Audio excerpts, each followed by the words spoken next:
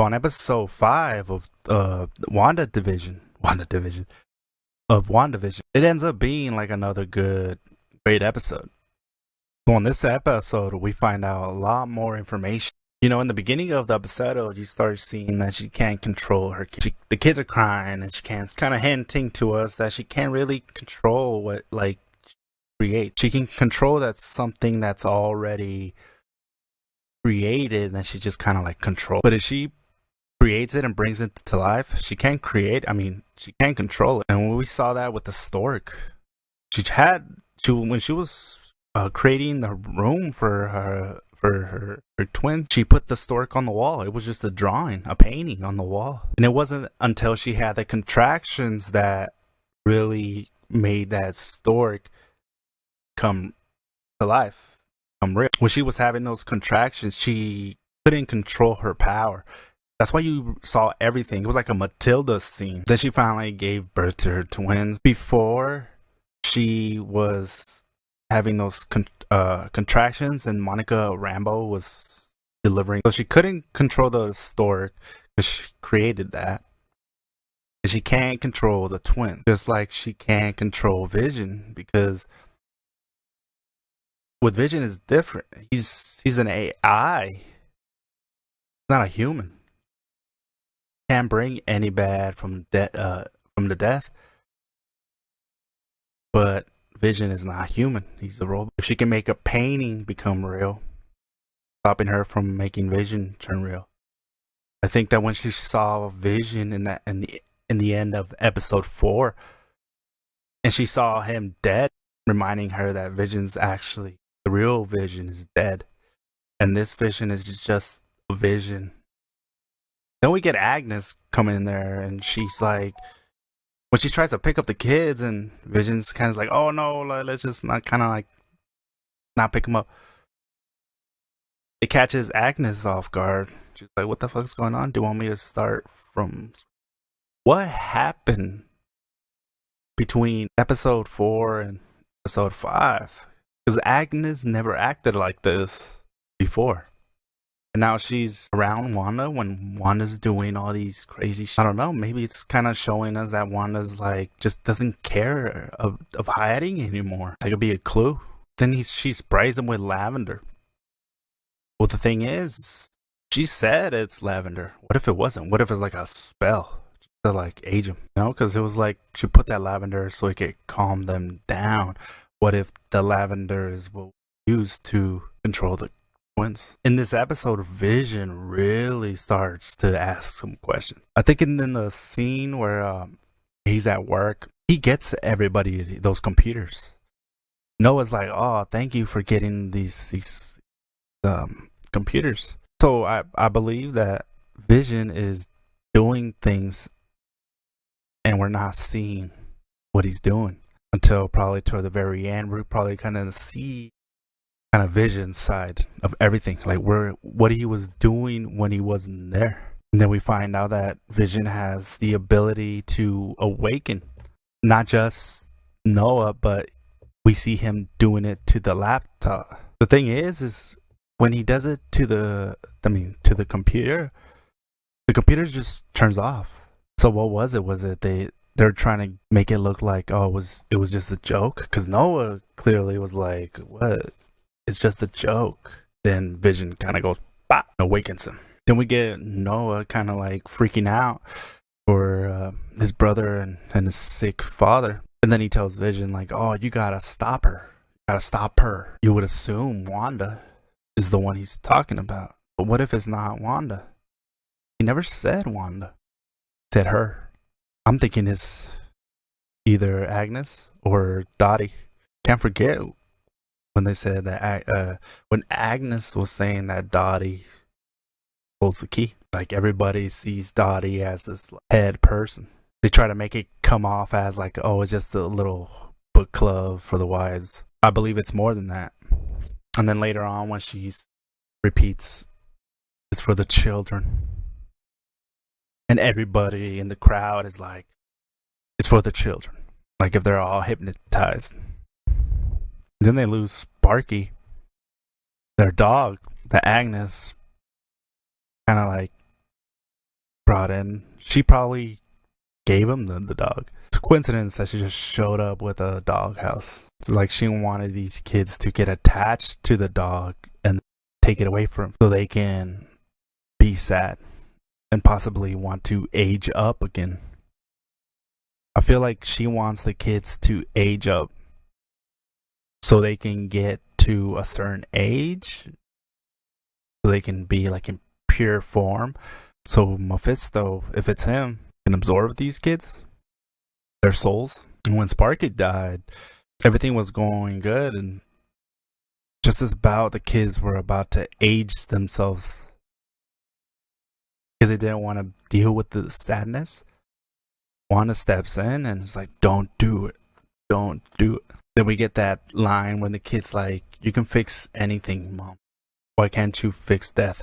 So I feel like there's like two things that they want to get out of Wanda. One is to her to give birth to her kids, the twins. She already did that. The other thing is they want her to like unleash her full power. Like they want her to figure out how to bring somebody in. And at the end of the episode, she was able to do that. Because you start seeing all those signs that the subliminal messaging that they would drop here and there about her. Like, why can't you bring somebody back? Why? I think she was able to do it. But in order to bring that person back, he brought somebody from another universe. Instead of the Pietro Quicksilver, we got the Peter Quicksilver from the X-Men. What if she feels like, whoa, I was able to bring my brother back. Maybe I can bring my parents back. And instead of getting the dad that blew up in the bomb, we get one that's alive from another universe, thus bringing in Magneto, because she wants her family together. That's how I feel this is kind of heading to. Because we clearly know that she's in control of the whole thing. When her and Vision were arguing, she wanted to end the conversation. She ended the whole show. Saw the credits start going up. Vision then was like, no, we're going to talk about that. Now, what's happening outside of the Hex in this episode, we see Monica Rambeau getting some tests done. And after she's done, the doctor was like, we gotta redo blood samples because they all came out blank. And on the screen, you can see the screen that the doctor's holding, and it's just white. And she kind of brushes it off. She's like, I'm fine, nothing's wrong. Gets up, but later you find out that when she walked into the Hex, she was wearing a bulletproof vest. And when she came out, later on, she discovered that the whole outfit was bulletproof. But what if it just wasn't her outfit that's bulletproof now? What if her whole body is now proof? Because even though she was wearing, her outfit was bulletproof, nothing was protecting her head. How does she walk out of there normal? We're talking about she went through 4 walls across a football field through that barrier that we clearly saw on the mid-season trailer. We saw an armored tank having a hard time trying to break in. Later on, Rambeau tells Hayward that Wanda wasn't trying to hurt her. That's why she survived that attack. But things doesn't make sense when they meet again outside of the Hex, Monica and Wanda. Because Wanda's like, oh, you're still here? Like, I blasted you out 4 walls. How the hell are you still alive? That shows that she wasn't trying to protect her or save her. I think that Monica Rambeau doesn't know yet that she now has superpowers. The other thing is, before she discovered that her outfit was bulletproof, she was telling Dossie that I want to go back in there in a tank with like lead for photons and some other shit if she went in there with the vest and came out bulletproof, what do you think is going to happen to her when she goes in there again with that tank and what's inside that tank? Like, we're talking about chemicals and stuff like that. She's going to try to break through that. It's probably going to cause an explosion and she's going to absorb all that. That's when she becomes Photon.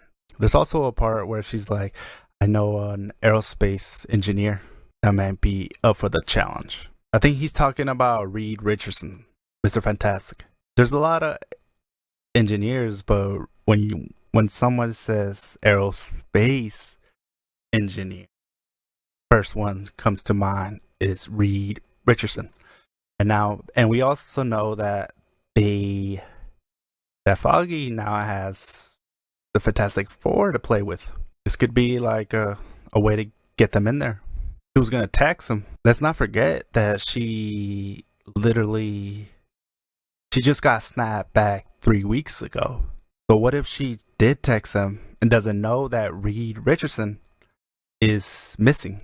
He was one of the missing people lost in space. Feel like we're gonna know more about that in the coming episodes. Another thing I want to point out is when Jimmy Woo was doing a briefing, Hayward was really trying to make the point clear that Wanda was a terrorist.